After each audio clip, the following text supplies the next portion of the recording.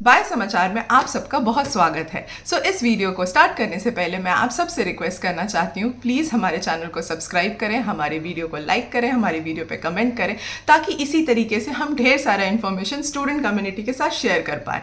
इस वीडियो में हम कौन से इंटरेस्टिंग प्रोग्राम के बारे में बात करने वाले, ये भी एक PhD प्रोग्राम है। हाँ जी, बिट्स पिलानी का 2025-26 का PhD एडमिशन फॉर्म ओपन है। इस अपॉर्चुनिटी को हम बिल्कुल मिस नहीं कर सकते हैं। पता है क्यों नहीं मिस कर सकते हैं? कि अगर हमने नेट गेट क्वालिफाई कर लिया, बहुत अच्छी बात है। अगर इन केस नहीं हो पाया तो बिट्स पिलानी से जो बच्चे PhD करेंगे और वो उनका रिटन एग्जाम देंगे, उनको बिट्स पिलानी इंस्टीट्यूशनल फेलोशिप देगा।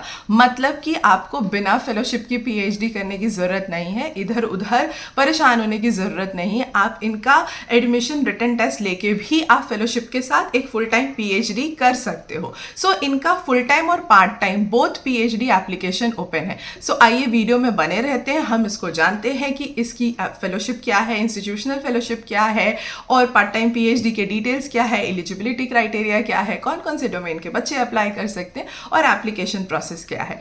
जैसा कि मैं अपने हर वीडियो में कहती हूँ कि इसके जितने भी डिटेल्स हैं और जो भी लिंक है, ब्राउचर्स है, एडवर्टाइजमेंट है, वो सब कुछ मैं अपने वीडियो के डिस्क्रिप्शन में डाल दूंगी। तो आपको इसकी चिंता करने की ज़रूरत नहीं है। ध्यान से वीडियो सुने, एप्लीकेशन फॉर्म अप्लाई करें, और अगर कोई भी क्वेरी हो तो आप बायो समाचार को कमेंट करके लिख सकते हैं, ताकि हम आपकी मदद कर पाएँ।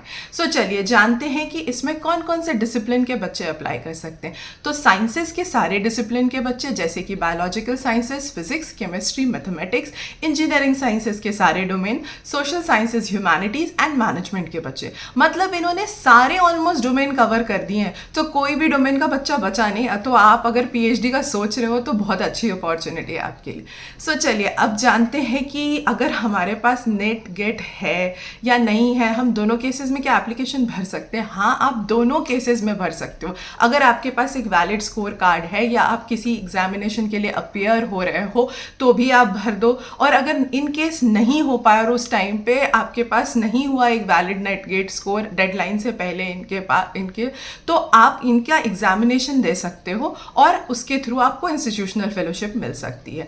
आइए चलिए जानते हैं कि इनकी एलिजिबिलिटी क्राइटेरिया क्या है। हमने डोमेन तो समझ लिया, अब क्या कौन से मास्टर्स के बच्चे और कौन से अंडर ग्रेजुएट के बच्चे अप्लाई कर सकते हैं। जैसा कि हर undergraduate like BTech in all the disciplines that we have mentioned, and second the masters MSc, MTech, MBA, M Pharmacy, MVSc and integrated MTech, MSc courses students can apply in all the domains. अब इनकी percentage की क्या eligibility criteria है। General category के लिए 60% है, और जो SC ST OBC कैटेगरी है उसके लिए 55% है, और जो बच्चों का MA है ह्यूमैनिटीज एंड सोशल साइंसेस उनके लिए 55% मार्क्स है। एलिजिबिलिटी भी क्लियर हो गई हमारी। हमने डोमेन समझ लिया, एलिजिबिलिटी समझ लिया, और मतलब institute both the cases you can apply whether you have CSIR, GATE, NET, valid score card, if not then institutional fellowship. अब मुद्दे की बात करते हैं, फेलोशिप कितनी होगी।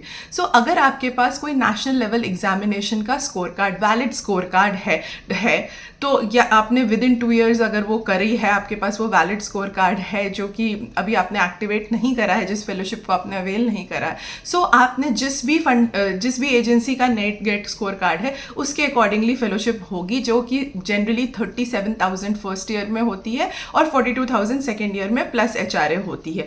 और यहाँ पे जो बच्चे अगर उनके पास वैलिड स्कोर कार्ड नहीं है और यहाँ पे बिट्स पिलानी का एग्जामिनेशन देते हैं, बिट्स पिलानी के तीनों कैंपस में PhD प्रोग्राम है, मतलब कि आप पिलानी कैंपस सेलेक्ट कर सकते हो, हैदराबाद कैंपस और गोवा कैंपस। उनको कितनी फेलोशिप मिलेगी, तो इंस्टीट्यूशनल फेलोशिप भी 37,000 होगी, और सेकेंड ईयर मतलब 2 साल कंप्लीट करने के बाद जब हम SRF के लिए अप्लाई करते हैं तो उस टाइम पे 40 या 42,000 रुपीज़ होगी। तो समहाउ इनकी फेलोशिप और गवर्नमेंट की फेलोशिप समहाउ सिमिलर ही है, बट कंटिजेंसी का थोड़ा सा डिफरेंस है। जिन बच्चों के पास CSIR नेट या UGC नेट होता है तो उनको 30,000 पर ईयर ऑलमोस्ट मिलती है कंटिजेंसी, बट यहाँ पे इन्होंने 20,000 रखा है, बट ऑलमोस्ट सिमिलर पैटर्न है।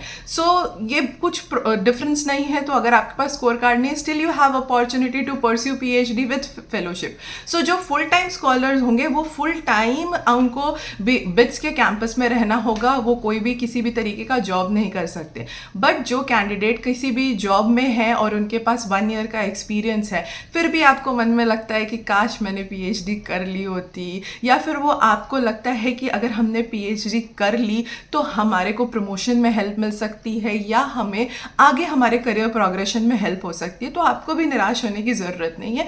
बिट्स आपको पार्ट टाइम पीएचडी की अपॉर्चुनिटी दे रहा है। इसकी एलिजिबिलिटी क्राइटेरिया रेस्ट सब कुछ सिमिलर है। इसके अलावा आपके पास 1 ईयर का एक्सपीरियंस होना चाहिए। सो 1 ईयर का एक्सपीरियंस इज मैंडेटरी। अगर आपके पास 1 ईयर का एक्सपीरियंस है, आपने बीटेक किया है, बीई किया है और आपकी जो भी कंपनी है या यूनिवर्सिटी है जहां आप काम करते हो वो आपको सपोर्ट करता है, एनओसी देता है, तो आप भी पीएचडी कर सकते हो। अगर आपने मास्टर्स किया हुआ है तो आप भी सिमिलरली आपकी सारी एलिजिबिलिटी क्राइटेरिया में मीटअप होती है, आपका 1 ईयर का एक्सपीरियंस है तो आप भी पीएचडी कर सकते हो। बट यहाँ पे आपको किसी भी तरीके की कोई फेलोशिप नहीं मिलेगी क्योंकि ऑलरेडी आप एक कंपनी में एम्प्लॉयड हो और वहाँ से आपको सैलरी मिल रही है और आपको कोर्स वर्क के ड्यूरेशन के टाइम पे फिजिकली कैंपस में आके पीएचडी कोर्स वर्क कंप्लीट करनी होगी।